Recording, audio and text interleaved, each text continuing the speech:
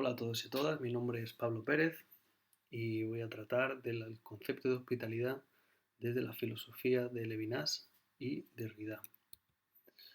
Creemos que este concepto ha de ser traído y sacado a la palestra, sobre todo ante el fracaso y la vergüenza que supone la respuesta que ha dado, sobre todo una respuesta policial, militar o securitaria, la Unión Europea a la crisis de refugiados y cómo se está gestionando la cuestión migratoria, es decir, ante el recrudecimiento de los flujos migratorios, como hemos visto recientemente en el puerto de Arguineguín, en Canarias, por ejemplo, la respuesta siempre tiende a ser la de escurrir el bulto, mirar para otro lado, y de esta forma podemos decir que en el Mediterráneo y en el mar naufraga toda nuestra humanidad, en el sentido de que no estamos a la altura. Si pretendemos que el proyecto político de la Unión Europea se adecue y tenga como referente a los derechos humanos, no estamos a la altura de la humanidad que decimos representar. Frente a ello, queremos movilizar desde Levinas y Derrida un concepto como el de hospitalidad, que alude sobre todo a una experiencia de sentido y que desde esa perspectiva también necesita para concretarse de ciertas mediaciones, pero sobre todo lo vamos a poner en valor como experiencia de sentido. La misma historia del concepto de hospitalidad nos permite situarla entre la ética y la política. Es decir, si rastreamos su presencia en las culturas tradicionales o también en la tradición religiosa, es decir, en la tradición bíblica, vemos cómo aparece como una virtud individual que alude a esa obligación de dar acogida y cobijo al extranjero o a aquel que toca a nuestra puerta. Pero también vemos cómo con el pasar de los siglos y en fin, con las mismas conquistas y progresivas que se han ido dando a lo largo de nuestra historia, conquistas emancipatorias, también se ha ido presentando como un deber social que se traduce en derechos. Y así, bueno, pues tenemos efectivamente desde lo que aparece recogido en la Declaración de los Derechos Humanos del 48 hasta la Convención de Ginebra del 51 o el Protocolo de Nueva York de 1967. ¿Qué ocurre? Bueno, y como vamos a intentar poner en evidencia, porque parece que hay una cierta tensión entre esa dimensión política y esa dimensión ética. Parece que en la medida en que son los estados, o en la medida en que todo esta problemática de la hospitalidad queda consignada como algo de lo que el Estado ha de ocuparse y que ha de gestionarse jurídica y políticamente, se ve mermado, parece que deja de verse como algo propiamente que nos atañe de un modo personal e individual, ¿no? Entonces, ahora, desde la mano de Derrida y de Levinas, queremos ver esa tensión entre una dimensión y otra y ver cómo ambos ahondan en lo que consideran una experiencia radical de sentido. Efectivamente, como se sabe, la filosofía de Levinas, que pone a la ética en primer plano y la entiende como filosofía primera, es decir, no solamente como una reflexión sobre la moral, ni como un conjunto de prescripciones que me ayudarán a perfilar cuál es mi deber, ¿no? Sino que la, la, la ética para Levinas es esa experiencia en la que el yo se ve cuestionado por el otro, entonces pasa por esa relación intersubjetiva, nos permite pensar desde ese posicionamiento la dimensión que queremos resaltar de la hospitalidad. El sujeto, como dice Levinas en Totalidad Infinito, puede considerarse un anfitrión. ¿Qué quiere decir Levinas con esto? Para él, para el pensador francés de origen lituano, nuestra identidad se construye siempre en relación con los demás. Necesitamos pasar por el otro para decirnos a nosotros mismos. Y el otro, es la piedra de toque de lo que nosotros somos. Yo me descubro a mí mismo como responsable. Mi libertad es ya una respuesta a la llamada del otro. Una llamada del otro que es además una llamada de acogida, una interpelación ética como acogida. De esta forma, ¿no? Ya desde Totalidad Infinito, que Derrida califica como un verdadero tratado de la hospitalidad, vemos cómo Levinas, a través de su análisis fenomenológico, va destacando o va desentrañando y poniendo de manifiesto que en la misma palabra de la hospitalidad, y como queda registrado en su etimología, el huésped no siempre es aquel que recibe, sino que también puede entenderse como aquel que es recibido. Es decir, en cierto modo, el otro es anterior a nosotros y es el mismo, cuando nosotros queremos recibirlo, el que nos está recibiendo. Y eso, en fin, se puede vislumbrar o barruntar, por ejemplo, si pensamos en esas experiencias liminares como son la del nacimiento y la muerte, que son cuando uno, que siempre acontecen de una forma imprevista, pero se puede decir que desde el nacimiento, por ejemplo, uno llega a este mundo siendo recibido, siendo acogido por otros, ¿no?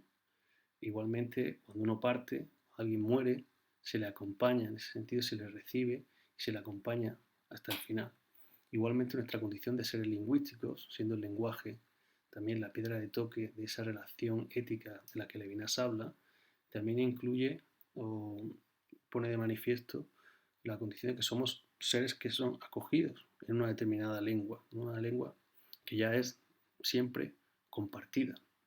Bueno, pues desde todos esos análisis, sobre todo desde la misma constitución, entendiendo la constitución del sujeto que tiene como clave la responsabilidad, se entiende que Levinas ahonde en esta dimensión ética de la hospitalidad, ¿no? El rostro, el otro como rostro, es una interpelación ética que yo acojo y que dota de sentido a mi existencia.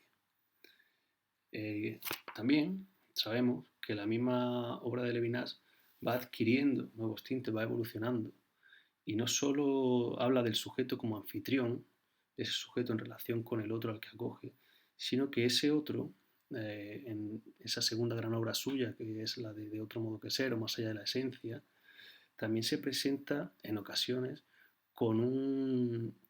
digamos, con un halo mucho más intimidante, por así decirlo. Es decir, el otro aparece como un perseguidor y frente a él el sujeto aparece como un rehén. Todo ello por lo infinito que tiene su demanda de justicia en ese sentido. Por eso la subjetividad, en este caso, aparece con esos tintes de pasividad en Levinas. ¿Qué nos dice esto sobre la hospitalidad? Pues de nuevo, la etimología de la palabra también recoge esto que en cierto modo Levinas tematiza de algún modo, ¿no? La delgada línea que separa al hostes del hostis o del enemigo implica efectivamente que el desafío de la hospitalidad pues, no siempre eh, acontece o se desarrolla desde la buena voluntad del sujeto. Es decir, la ética, entendida radicalmente en el sentido levinasiano, es algo que ocurre más allá de la propia voluntad del sujeto. Es decir, uno se ve cuestionado y encuentra paradójicamente ahí el sentido de su existencia más allá de mi propia voluntad, ¿no? Es decir, en la cuestión ética uno no puede esperar a encontrar, por así decirlo, la reciprocidad en el otro, sino que esa preocupación por el otro acontece en mi interior sin pensar en su eventual preocupación por mí, sino la ética se reduciría a un puro cumplimiento de un contrato, a un juego interesado, calculado de intereses, ¿no? Bueno, pues todo ello, ese juego entre el huésped que es recibido y recibe, y ese huésped también que se puede ver amenazado por ese otro del que es rehén, muestran la densidad que encierra esta dimensión ética de la hospitalidad y todo lo que conlleva la hospitalidad como una obligación incondicional. ¿Qué se formula o qué se plantea Derrida ante estas aportaciones que él mismo ha contribuido a destacar de Levinas? ¿Qué plantea Derrida frente al que en cierto modo también fuera su maestro en este sentido? Pues él plantea la necesidad de traducir esa incondicionalidad de la hospitalidad, ¿no? Que siempre en ese caso, obviamente, cuando hablamos de una hospitalidad incondicional hay que pensarlo en el sentido de que es algo que está más allá de la caridad, del altruismo o de la tolerancia, ¿no? Por ejemplo, por eso hablamos de una hospitalidad como algo incondicional y hablamos de la ética levinasiana como una ética de la acogida.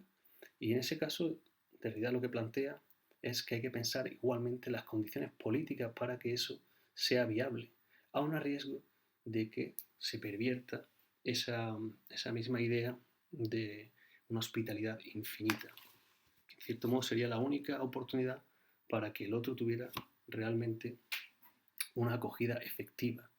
Eso es lo que le lleva a Derrida a hablar de una hospitalidad como indecidible, como, como ese elemento aporético entre la justicia y el derecho. ¿Vale? Esa aporia de la indecibilidad no es sino una forma de apuntar hacia lo otro inanticipable, dice Derrida, ¿no?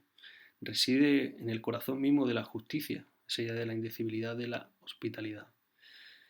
Tanto la justicia como la hospitalidad son figuras de lo que Derrida llama figuras de lo imposible. Él establece una distinción entre una hospitalidad incondicionada o porvenir, que consiste en dejar paso a radicalmente otro, que supone un respeto escrupuloso por el que llega, y una hospitalidad condicionada, restringida, regulada, que consiente la llegada del extraño previo cierto acatamiento de las cláusulas del anfitrión. Se trata de dos formas antagónicas, aunque indisociables, insiste Derrida, de entender la acogida, ambas entremezcladas siempre de forma inevitable en esa experiencia paradójica que es la de la hospitalidad, la cual va en tanto que experiencia política siempre acompañada de una paradoja ineradicable.